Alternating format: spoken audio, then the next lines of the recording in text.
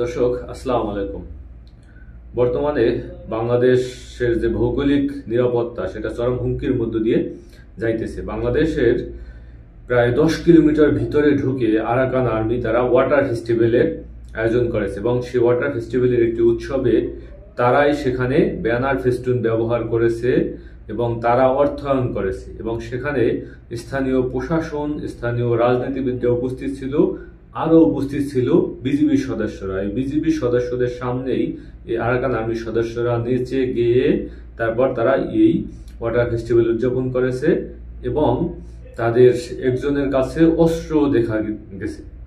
তো বুঝতেই পারতেছেন যে আরাকান আর্মি বর্তমানে বাংলাদেশের 10 কিলোমিটার ভিতরে ঢুকে যদি এরকমের একটি অনুষ্ঠানের আয়োজন করার সক্ষমতা রাখে, এই যে আরাকান আর্মি তাদের এই দুঃসাহসিকতা একদিকে আমরা তো রুখে দিতে পারিই নেই, বরঞ্চ তাদের এই দুঃসাহসিকতার শক্তি আসলে কোন জায়গায় এবং তাদেরকেও আমরা কিন্তু সাপোর্ট দিতেছি। আপনারা জানেন যে ইতিমধ্যে ডক্টর ইউনূসের সাথে বারবার আমেরিকান সেনাবাহিনীর সদস্যরা এসে সাক্ষাৎ করেছেন। এখন পর্যন্ত আমি যখন কথা বলতেছি এই মুহূর্তে আমেরিকান সদস্যরা, 2জন মার্কিন প্রতিনিধি কিন্তু বাংলাদেশে উপস্থিত আছেন। আসলে তারা কি চায়? তারা চায় এই যে আরাকান আর্মিকে ব্যবহার করে তারপর আরাকান আর্মি এবং এই যে আপনার ভারতের যে মিজো নাগা এখানে মিলে একটা নতুন রাজ্য তারা গঠন করতে চায় এবং সেই সাথে নিতে চায় আমাদের সেন্ট মার্টিন দ্বীপটিকেও।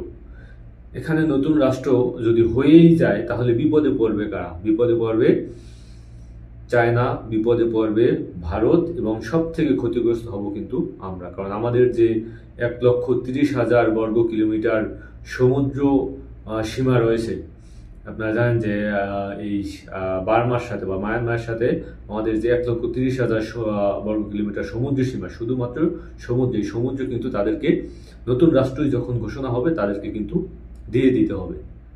তো বুঝতেই পারতেছেন যে আমরা কিন্তু চরম হুমকির মধ্য দিয়ে এখন যাইতেছি। কোনোভাবেই যাতে আমেরিকা এই, আপনারা আগেও শুনেছেন যে শেখ হাসিনা কিন্তু ক্ষমতায় থাকাকালীন অবস্থায় বলেছিল যে আমেরিকা কিন্তু সেন্ট মার্টিন চাইতেছে আমার কাছে, আমি যদি সেন্ট মার্টিন দিয়ে দিই তাহলে আমার ক্ষমতায় থাকতে অসুবিধা নাই। তো তখন তো ভারতের সাথে একটা ভালো সুসম্পর্ক ছিল শেখ হাসিনার, যার কারণে ভারতকে ব্যবহার করে তারপর বা ভারতের সাথে সুসম্পর্ক থাকার কারণে এই অঞ্চলটা খুব সুন্দরভাবে ট্যাকেল দেওয়া সম্ভব হয়েছে। এবং কিন্তু ভারত যে আমাদেরকে রোহিঙ্গা প্রত্যাবর্তনে বাংলাদেশের ভিতরে যে রকমের অপকর্ম চালাইতেছে বা চালাচ্ছে সেটা ভিন্ন কথা, কিন্তু রোহিঙ্গা প্রত্যাবর্তনে কিন্তু ভারত আমাদেরকে সাপোর্ট করে নাই। তারা কিন্তু আমাদের বিপরীতে ভোট দিয়েছিল সেই জাতিসংঘে গিয়ে। তো এখন এখানে আমাদের এই যে 3টি রাষ্ট্র, বিশেষ করে এখানে মায়ানমার বলেন, বাংলাদেশ বলেন, ভারত বলেন এবং আপনি চায়নাকেও যদি ভাবেন, তাহলে কিন্তু আমরা কেউই, এই 4টি রাষ্ট্রের কেউই চায় না এখানে আমেরিকা প্রবেশ করুক। এটা এখন আমেরিকা এখানে প্রবেশ করার জন্য ডক্টর ইউনূসের কাছে বারবার আসতেছে, যেখানে আমাকে একটি বেস তৈরি করার বা আমাকে একটু ঢোকার সুযোগ করে দাও, আমি এখানে ঢুকে তারপর এই আরাকান আর্মিদেরকে সাহায্য সহযোগিতা করে তারপর ওখানে রাষ্ট্র গঠন করবো, তারপর তোমাদের যে রোহিঙ্গা সমস্যা, এই রোহিঙ্গাদেরকে ওখানে আমি নিয়ে যাব। এই হলে আমেরিকা বাংলাদেশকে বুঝাইতেছে।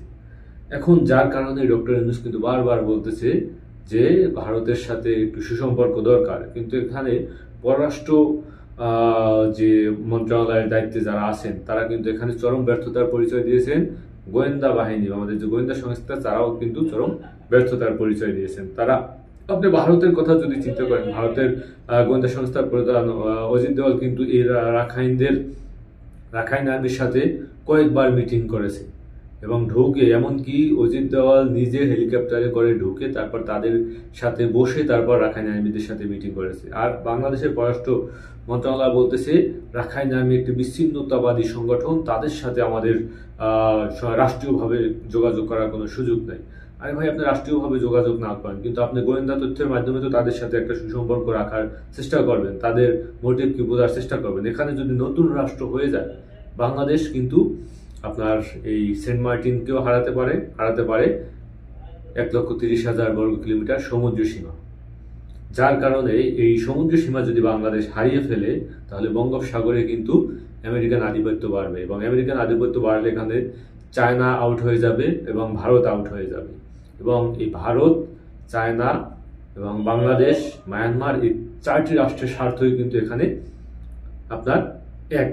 তো সেই জায়গায় এই 4টি রাষ্ট্র অথবা মায়ানমারকে যদি আপনি বাদও দেন, চায়না এবং ভারত এবং বাংলাদেশ মিলে একটি যৌথ কমিটি বা যৌথ একটি কমিশন গঠন করে আরাকান আর্মিকে সাথে কথা বলা উচিত, এবং তাদের সাথে যদি কথা বলেও সমস্যার সমাধান না হয়, তারা যদি সেই আমেরিকান বলয়কেই নিয়ে আসায় তারপর নতুন রাষ্ট্র গঠন করার চেষ্টা করে, তাহলে কিন্তু এই 3টি রাষ্ট্র মিলে যৌথ অভিযান চালিয়ে তারপর আমি মনে করি এই আরাকান আর্মিকে নির্মূল করতে হবে। এছাড়া বাংলাদেশকেই এই আপনার এই নেতৃত্ব দিতে হবে, বাংলাদেশকেই তাদের সাথে কোঅপারেশন করতে হবে। এটা যদি করতে ব্যর্থ হয়, ভবিষ্যৎ বাংলাদেশ কিন্তু হুমকির মুখে পড়বে এবং বাংলাদেশ কিন্তু তাদের ভূখণ্ড হারাতে পারে। দেখেন, ডক্টর ইউনূসকে আমরা সাপোর্ট দিতেছি, কিন্তু তার মানে এটা নয় যে আমাদের ভৌগোলিক নিরাপত্তা বা বাংলাদেশের কোনো একটা ভূখণ্ড, বাংলাদেশের 1 ইঞ্চি মাটি অন্য কেউ নিয়ে যাওয়ার পর আমরা ডক্টর ইউনূসকে সাপোর্ট দেব, বা ডক্টর ইউনূস যদি সেটা রক্ষা করতে ব্যর্থ হয়, সেটাও কিন্তু আমাদের ব্যর্থতা। এবং বিশেষ করে এই ডক্টর ইউনূস সরকারকে কিন্তু কোনোভাবেই আপনার এই বাংলাদেশের যে প্রশাসন আছে, বাংলাদেশ সেনাবাহিনী বলেন, গোয়েন্দা সংস্থা বলেন, তারা শতভাগ সেইভাবে সাপোর্ট করতেছে কিনা সেটা নিয়েও কিন্তু আমাদের সন্দেহ আছে। আমরা শুধু ডক্টর ইউনূসকেই দায় দিয়ে বা ডক্টর ইউনূস রাষ্ট্র ক্ষমতা আসার পরে তারা যে রক্ষা করতে পারে না বা তার কারণে ঘটনাগুলো ঘটতেছে, বিষয়টা তো তা না। কোথায় গিয়ে আপনার সেই আরাকান আর্মি 10 কিলোমিটার বাংলাদেশের ভিতরে ঢুকে তারপর যদি ওয়াটার ফেস্টিভ্যাল করে, সেটা দেখার দায়িত্ব কাদের? বাংলাদেশ গোয়েন্দা সংস্থার কাছে কেন সেই তথ্য নাই? বাংলাদেশ সেনাবাহিনী কি করে? বিজিবি কি করে বলেন? এরকমের নিরাপত্তাহীনতার মধ্যে দিয়ে বাংলাদেশ বর্তমানে সময় পার করতেছে। সেই জায়গা থেকে বাংলাদেশের দলমত নির্বিশেষে সমস্ত রাজনৈতিক দল, প্রত্যেকটা মানুষ, প্রত্যেকটা জনগণ, প্রত্যেকটা নাগরিক এবং সরকারের সমস্ত বাহিনী মিলেমিশে কাজ করে অন্তত জাতীয় নিরাপত্তায় বা ভৌগোলিক নিরাপত্তায় আমাদের, তাহলে যে কোনো মূল্যে হোক এই আরাকান আর্মির যে আধিপত্য যা ইতিমধ্যে বাংলাদেশের ভিতরে বিস্তার করার চেষ্টা করতেছে, সেগুলো মোকাবেলা করা। আসসালামু আলাইকুম।